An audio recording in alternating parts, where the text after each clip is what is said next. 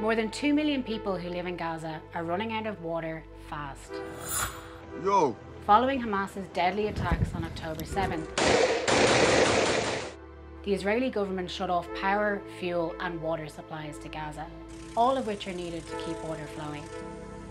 The situation is very difficult with food and water running out, shelters massively overcrowded and without fuel, and there's no electricity. Most of Gaza's water in the past was pumped up from a natural underground aquifer, which was fed by rainwater from Gaza and southern Israel. But due to overpumping over the years, the water there became contaminated with salt water and untreated sewage. To make the contaminated water drinkable, Gaza has come to rely on a number of desalination plants.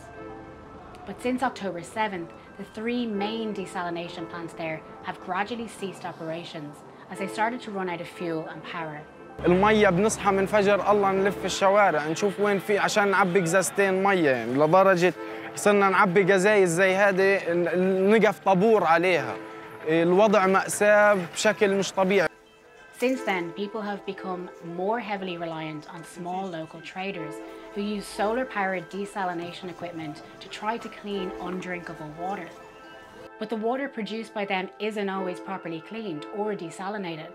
And for people on the ground without fuel to fill cars to get to them, just reaching one of those traders in what's become a war zone can be a struggle. And that there's only between 1 and 3 litres of clean water per person per day available to the displaced right now. Now, by international standards, we would expect, at the bare minimum, 15 litres per person per day. With desalination plants closed and the difficulty reaching those traders, the hope is that Israel will turn the water, power and much needed fuel back on. Israel does supply Gaza with some of its water directly, less than 10%, through several pipelines. People say it's important for Israel to reopen them, but really fuel is the key to this crisis. The water crisis is a fuel crisis, and the UN says Gaza is fast running out of fuel. Without it, water can't be desalinated at a large scale, pumped around the enclave, or distributed to the millions of people who need it. It's leading to a humanitarian catastrophe, according to the UN. And that's why loads of humanitarian organisations think it's absolutely critical that a permanent aid corridor is opened, and soon.